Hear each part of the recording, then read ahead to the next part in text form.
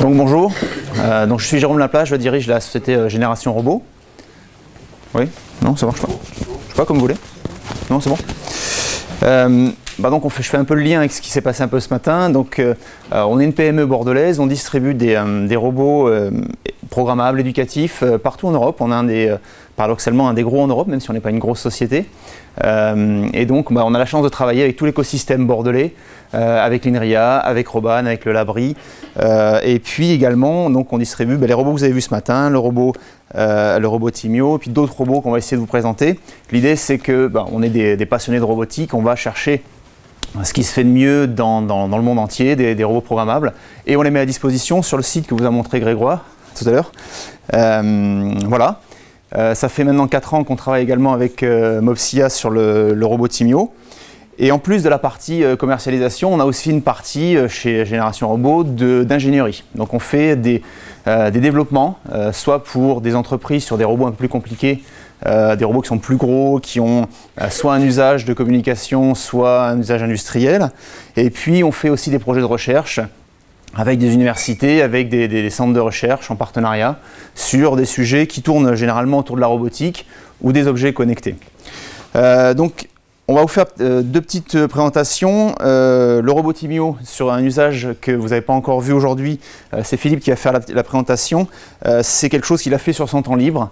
L'idée c'est de programmer le robot avec un téléphone sous Android. Donc là c'est plus de la programmation Android qui pilote un robot. Vous allez voir, c'est assez rigolo. Et puis moi je vous présenterai ce petit robot qui est assez charmant. J'ai pas dit ludique, qui est assez charmant. Qui s'appelle Dash, voilà, et son petit copain qui s'appelle Dot. Ce sont des robots californiens, je vous en parlerai un petit peu après. Bonjour à tous, donc je suis Philippe Capdepuis, donc moi je fais de l'ingénierie chez Génération Robot, et donc ce que je vais vous montrer un peu, c'est quelque chose que j'ai développé sur mon temps libre, parce que moi je suis plutôt intéressé par la partie, on va dire, vraiment intelligence artificielle, on va dire logiciel côté haut niveau. Je suis pas très mécanique, électronique, etc., bien que je me fais violence pour y descendre. Et en fait ce que je me dis c'est finalement, actuellement, les ordinateurs les moins chers, équipés de capteurs, de batteries, c'est les smartphones. Les prix ont descendu énormément, c'est vraiment super abordable. Donc finalement, programmer sur un smartphone, c'est relativement accessible. Ce qui manque, c'est une base mobile qui va avec pour en faire un petit robot mobile. C'est ça qui m'intéressait, un robot mobile avec lequel on puisse interagir. Et il y a quelques trucs qui existent dans le commerce, mais honnêtement, j'ai rien trouvé de très qualitatif. Par contre, Timio, c'est une super plateforme qui a déjà plein de capteurs, qui a sa batterie intégrée, qui a des bons moteurs, etc. Et finalement qui est extensible parce qu'elle a juste un petit port USB, donc on peut se connecter dessus, le piloter, etc. Et donc ce sur quoi j'ai travaillé, c'est de faire la combinaison des deux. C'est-à-dire que moi je voulais, plutôt que de programmer le Timio en tant que tel, je programme un Android qui lui va s'occuper de programmer le Timio. Donc juste en quelques petits détails techniques, je ne me suis pas basé sur le VPL Android. Je suis reparti sur un code Java pur, juste communication série, réimplémenter quelques bouts du protocole, relativement simple au final. Alors juste pour vous montrer, l'idée en fait c'est de fournir, donc, alors c'est pas pour on va dire c'est pour l'éducation au moins lycée ou quand on commence à faire de la programmation textuelle, donc on n'est plus dans la programmation graphique. Elle est là la caméra? Ouais, ok. Donc juste pour vous montrer, ça c'est une toute petite appli de test. J'essaie de vous faire un focus qui soit pas trop pourri. Ouais, à peu près. Alors c'est vraiment juste pour montrer, là on est connecté au Timio, on a les retours des capteurs, alors, je vais le mettre là, vous voyez les retours des capteurs de proximité, on a directement le contrôle moteur. Voilà, je peux piloter mon robot. Donc là évidemment, avoir ça, faut que je l'arrête quand même, hop, merci. Avoir ça sur le téléphone, attendez, je le stoppe complètement. Avoir ça sur le téléphone ici, et évidemment, c'est pas ça l'usage qui est recherché, c'est juste une appli pour montrer, illustrer le fonctionnement de la librairie qui permet de piloter Timio. Là où ça devient intéressant, c'est que finalement, à partir du moment où on a un Android qui peut piloter Timio, on a tout un ensemble de fonctionnalités qui se rajoutent. On a de la génération de texte, par exemple, de son, de la synthèse vocale, on a de la reconnaissance vocale qui est embarquée, on a accès au Wi-Fi, donc on peut téléopérer le robot depuis un ordinateur. Voilà, on a vraiment tout un ensemble de capacités. On a des nouveaux capteurs aussi, on a un GPS, on a une boussole. Et alors justement, j'ai cherché un petit peu un téléphone qui soit pas trop cher et qui ait un petit peu toutes ces capacités. Parce que juste pour info, il y a une petite contrainte technique, c'est qu'il faut des téléphones qui font USB host, ils le font pas tous. OTG, voilà. Ils le font pas tous. Et il faut un petit câble spécifique et il faut que le téléphone ait cette fonctionnalité. Et là, pour vous donner un ordre d'idée, c'est un téléphone qui est fabriqué en Inde et qui est de l'ordre de 150 €, je crois, à peu près, je l'ai eu. Voilà.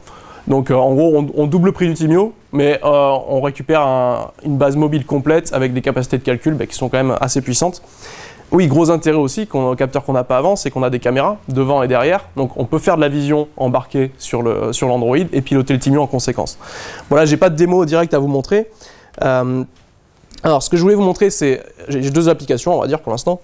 Il y a une application qui permet juste de tester la librairie, manipuler, etc.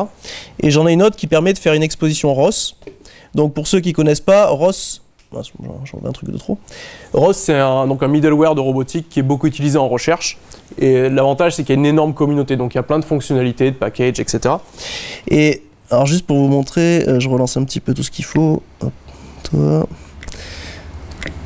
Ça c'est bon. Et ok, je le rebranche. Voilà, donc là il détecte que j'ai branché le Timio. Ah, et pardon. Bon, en même temps, c'est pas très grave, c'est pour vous faire le lancement. Voilà, donc ça, c'est lui. Alors, pour info, j'ai une fille de 3 ans, donc j'ai beaucoup expérimenté avec elle. Ça a été, on va dire, designé pour elle même. Alors, le dessin, en l'occurrence, on l'a repris d'un... Il va pas vouloir se connecter. On l'a repris d'un robot industriel sur lequel on travaille, auquel on a ajouté un visage, justement, pour faire de la collaboration homme-robot. Et je me suis dit, je l'avais sous la main, je l'ai récupéré. C'était rapide. Bon, alors, il veut pas se connecter, évidemment, c'est toujours les problèmes de Wi-Fi. On va juste la refaire. Hop. Bon, en gros, pour vous donner la teneur de la chose, ce que ça permet, du coup, c'est de téléopérer le robot à partir d'un ordinateur, de récupérer tout ce qui est reconnaissance vocale, faire de la synthèse vocale. Alors, je vais relancer l'appli. Hop. Et donc voilà, alors ça s'adresse évidemment à un public qui est déjà familier de la programmation, au moins un petit peu, même si c'est relativement simple d'utiliser la librairie. Ça utilise du Java en l'occurrence. Java, c'est le langage qui est nativement utilisé sur Android. Alors je me connecte au Timio, jusque là tout va bien. Ah bah oui, j'avais oublié de lancer ce côté, c'est normal. Vous voyez pas mon écran, mais il y a plein de consoles partout, donc je préfère pas vous le montrer. Voilà, donc là le robot en l'occurrence s'est connecté l'Android s'est connecté au Wi-Fi sur le robot, sur l'ordinateur et en USB sur le robot. Donc là, je peux faire de la téléopération.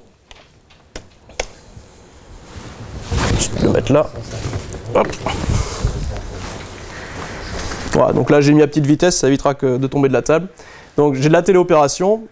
Ce que je peux vous montrer aussi, c'est qu'il y a des applications qui permettent de faire très facilement, d'envoyer le flux vidéo, voire sonore du robot. Donc ouais, je vous le montre comme ça. En fait, ce sera peut-être plus simple. Donc là, vous avez le retour vidéo du Timio. Je vous le montre comme ça. Hop. Voilà, donc là, je peux le piloter au clavier. Doucement, petit. Voilà, je peux le piloter. Je peux envoyer des commandes, directement des commandes vocales. Alors là, je peux vous dire qu'avec ma fille, j'ai beaucoup joué. Bonjour à tous. Bon, le volume n'est pas très fort, mais vous avez peut-être entendu un petit bonjour à tous. Alors, il y a de la reconnaissance vocale qui est intégrée dans Android. Alors, je vais tester. Bonjour. Ah, il n'a pas matché. Bonjour. Je passe beaucoup de temps à dire bonjour à mes différents périphériques. Bon, ben là, elle a dû claquer au démarrage.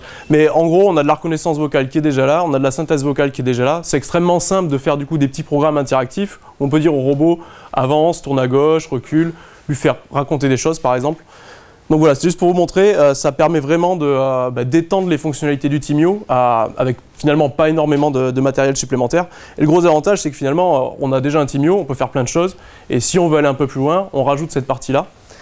Et là, juste pour le support actuellement, il fait en polymorphe. Ça a été mentionné tout à l'heure, le polymorphe. Alors pour ceux qui n'ont pas les moyens d'acheter une imprimante 3D, c'est assez pratique. Ça permet c'est du plastique en fait qui fond à assez basse température. Vous le mettez dans l'eau chaude, ça fond. Vous pouvez le mouler, ça refroidit, c'est dur. Ça permet de faire des supports comme ça. Vous pouvez le refondre à volonté. C'est vraiment très pratique. Donc voilà, moi je m'en sers pour prototyper. On va faire quelque chose de mieux par la suite en impression 3D, quelque chose qui soit plus qualitatif. Mais voilà, c'était pour vous montrer un petit peu ce prototype en cours de fabrication. Voilà, je vais rendre la main à Jérôme pour la suite. Ouais. Oui, question. Est-ce que vous considérez d'utiliser deux Timio afin d'utiliser un comme base mobile et l'autre pour contrôler un bras? Alors, non, ça n'a pas été pensé dans Stack, c'est-à-dire qu'il y en a un Android qui piloterait les deux Timio. Ouais. Alors là, techniquement, on va avoir un problème vis-à-vis de l'USB. Non. Non? Mais c'est un switch. Ah oui, effectivement, ouais, alors on peut rajouter, c'est vrai que ça pourrait être une option, mais alors je l'avais pensé juste en base mobile pure, mais ça pourrait être un élément supplémentaire, ouais. Après, ce qui est bien avec Android aussi, c'est qu'il y a pas mal de cartes d'extension pour faire du pilotage de servomoteur, de capteur, quoi que ce soit. Donc ça permet de continuer à étendre un peu le dispositif avec d'autres éléments. Et la partie Java, donc c'est pas du ROS en Java, vous avez implémenté le protocole ROS en Java? Non, alors il y a juste un pont réseau assez classique. En fait, il n'y a aucune dépendance ni avec Qt, ni avec le NDK, ni avec ROS. C'est vraiment extrêmement simple. Et ça permet de pouvoir le porter facilement d'un Android à un autre. Ok, merci. Voilà. Donc voilà ce qu'on fait le week-end quand on s'ennuie. On fait ce genre de choses. Donc chez Génération Robot, donc on a la partie commercialisation. Notre boulot, c'est de vous mettre à disposition toutes ces pièces, donc d'importer, de gérer toutes les tracasseries de transport, de douane, etc. Mais aussi d'essayer d'explorer un petit peu qu'est-ce qu'on peut faire avec ces robots. Donc on a une vision qui est plutôt une vision technique de la chose, c'est-à-dire qu'on va essayer de pousser des choses, soit simples, soit techniques, pour voir ensuite si ça peut devenir un produit. Et on n'a pas forcément la vision éducative, on n'a pas l'expérience, c'est pas notre métier. Et c'est pour ça qu'on se tourne souvent vers les enseignants pour essayer un petit peu de dire voilà ce qu'on a fait, est-ce que ça peut répondre à des besoins dans vos enseignements, est-ce que vous pouvez en faire quelque chose? Et donc on réalise souvent ce genre de choses. On travaille également sur, vous avez vu Metabot tout à l'heure, donc on réfléchit également avec Grégoire et Olivier sur Metabot V2, sur comment est-ce qu'on pourrait faire évoluer ce produit. On importe évidemment toutes les pièces, les moteurs, et sur Poppy également, donc on a une personne à temps plein qui travaille sur Poppy pour essayer de faire avancer Poppy au sens propre comme au sens figuré, puisqu'on travaille aussi sur la marche de Poppy, c'est pas simple.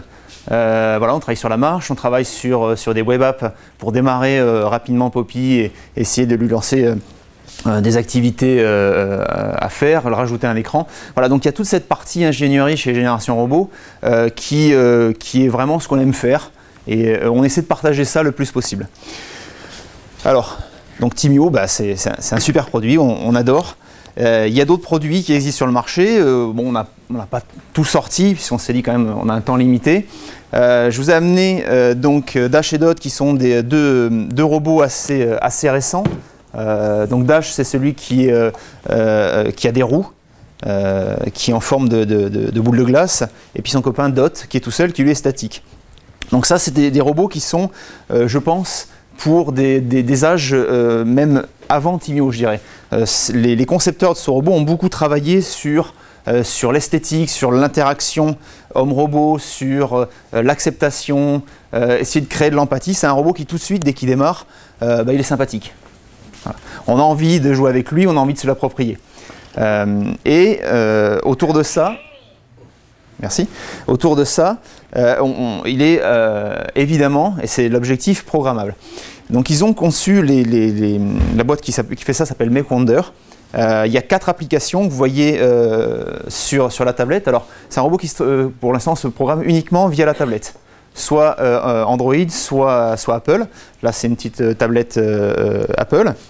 Et ces 4 applications, qui sont les 4 applications colorées en haut à droite, que vous voyez un peu en flou, je suis désolé, sont des applications plutôt de prise en main progressive du robot. La première est extrêmement simple. Donc il me demande, donc il a détecté 2 robots, je le connecte au premier robot, j'aurais pu connecter les deux. Pardon. Et donc ça c'est plutôt une application vraiment de découverte, de prise en main, c'est plus une télécommande. Vous voyez. Donc là je vais pouvoir, je vais faire attention, je vais baisser la vitesse un peu, piloter le robot, voilà. C'est sympa. Je vais pouvoir gérer ces lumières. Donc on comprend tout de suite quelles sont les fonctionnalités du robot. Donc on essaie de prendre en main un objet technologique. Qu'est-ce que c'est qu'un robot? Un robot, ce sont des capteurs, on l'a dit tout à l'heure, hein, ce sont ce qu'on appelle des actuateurs, donc des choses qui agissent sur l'environnement. Ça peut être des moteurs, on a un haut-parleur, des lumières, etc. On peut lui faire des sons très rigolos qui au bout d'un moment sont vite pénibles. Mais Il peut être... Fais gaffe. Ouais. Je vais le mettre par terre pour faire ça. Ouais, je vais le mettre par terre. Ouais. Donc là, bon, sur la tablette, de toute façon, c'est pas très intéressant. Vous voyez, donc, il est vraiment très sympathique. Donc, l'interaction robot, c'est aussi quelque chose qui, en termes d'études aujourd'hui, qui est beaucoup utilisé. Il y a beaucoup d'études qui sont faites sur ce genre de choses, soit dans l'entreprise, parce qu'on sait que les robots vont se rapprocher de plus en plus de l'homme, dans les milieux professionnels, dans les milieux personnels, et il faut pouvoir interagir avec ces robots. Et donc, ce genre de choses est assez intéressant. Donc, ils ont essayé de mettre un petit peu le focus sur tout ce qui est génération d'empathie, sur tout ce qui est aussi design et créativité. Donc c'est un robot sur lequel on peut mettre pas mal de petits adaptateurs pour mettre des briques de Lego, très classique. Pouvoir monter un smartphone pour pouvoir pour filmer par exemple. Il y a aussi une espèce de pelle où on peut faire après des jeux où on va essayer un peu le chasse-neige qui va ramasser toutes les pièces Lego qui se retrouvent dans la pièce. Donc ça, ce sont des choses intéressantes. Alors, une fois qu'on a pris en main un petit peu le robot, on va passer à la deuxième application. Tu peux filmer ?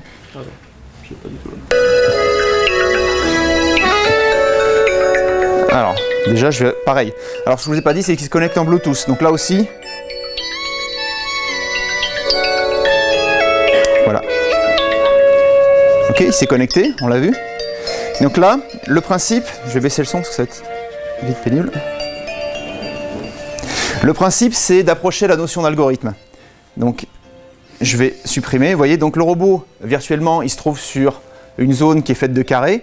Et là, l'idée, c'est, on va dire, par exemple, on peut disposer sur le sol des quilles, enfin, ce que vous pouvez imaginer, c'est reproduire un chemin ou aller faire tomber les quilles.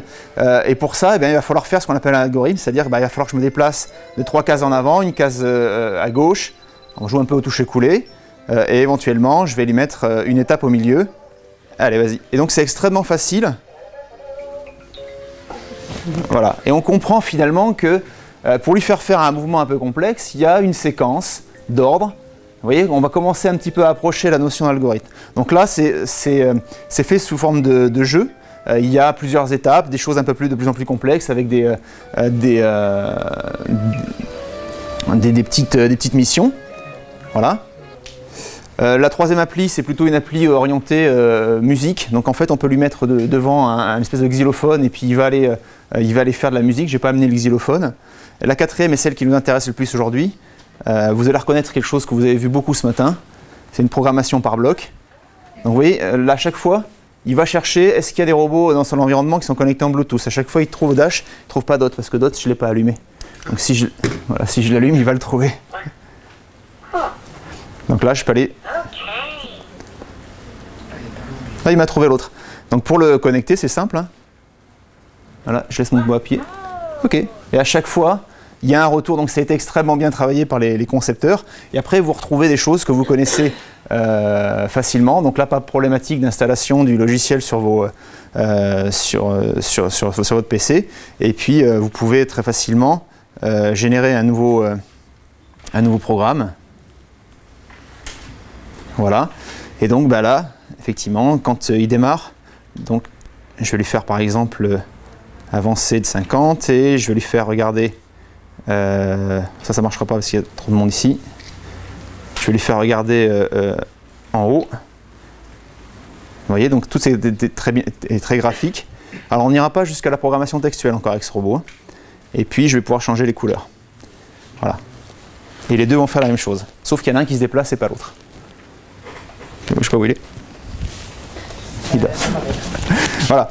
Donc, voilà ce que je voulais vous montrer aujourd'hui, ce petit robot qui est encore un peu différent de ce que vous avez vu. Il y a beaucoup de choses qui existent, des choses qui sont très innovantes. J'aurais pu amener les cubelettes, je vous avais joué avec. C'est des robots dont la programmation se fait par la morphologie. Alors, vous n'avez aucune programmation, il n'y a pas d'interface, il n'y a pas un ordinateur. Vous mettez des cubes entre eux, vous avez des cubes qui sont plutôt des actuateurs, des cubes qui sont plutôt des capteurs. Suivant la forme que votre robot a, eh bien, il va se comporter d'une certaine manière, il va se déplacer d'une certaine manière, il va agir d'une certaine manière, il va fuir la lumière, il va aller vers la lumière. Et donc ça, c'est basé uniquement sur la morphologie. Il y a des choses qui sont complètement différentes de ce qu'on connaît de la robotique mobile, de la robotique sociale ou de la robotique humanoïde. Voilà. La question traditionnelle, ça vaut dans les combien ça Celui-ci tout seul, il coûte 199 €. Après, il y a les packages ensemble, après avec les accessoires, voilà. Est-ce que vous avez des questions? Je voudrais juste savoir sur la deuxième application, là, quand on dessine pour le faire se déplacer, il a un pas de combien? Les carrés correspondent à quoi? C'est à peu près, je crois que c'est 25 cm.